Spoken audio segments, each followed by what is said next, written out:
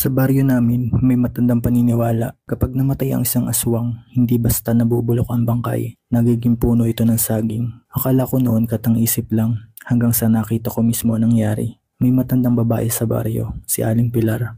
Laging pinaghihinalaan ng mga tao. Hindi siya nakikita sa araw, pero gabi-gabi may mga alagang hayop na nawawala. May mga batang biglang nagkakasakit. Sabi nila, siya raw ang aswang. Pero kahit ganun, walang may lakas ng loob na harapin siya. Hanggang isang araw, natagpuan siyang patay sa loob ng kubo niya. Walang sugat, tahimik lang na nakahiga. Nilibing siya kinabukasan. Pero kakaiba, pagkalibing sa kanya, may kakaibang amoy na kumalat sa paligid.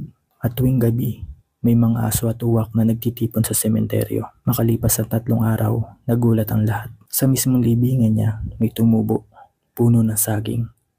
Pero hindi karaniwang saging, may timang katawan. At ang mga bunga, hugis parang kamay ng tao. Sabi ng matatanda, iyon daw ang katibayan na aswang talaga siya. Hindi raw nawawala ang masamang dugo. Nagiging puno ng saging na nagsisilbing pintuan para sa iba pang mga nilalang. Tuwing dapit hapon, may naririnig na iyak mula sa puno, parang babae.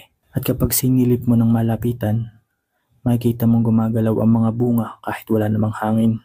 Hanggang ngayon, nakatayo pa rin ang puno ng saging sa sementeryo. Walang may gustong pumutol kasi sabi nila, kapag pinutol mo yon, babalik ang kaluluwa ng aswang at ikaw ang hahanapin. May mga bagay na hindi basta nababaon sa lupa, lalo na ang kasama ng isang nilalang na hindi tao.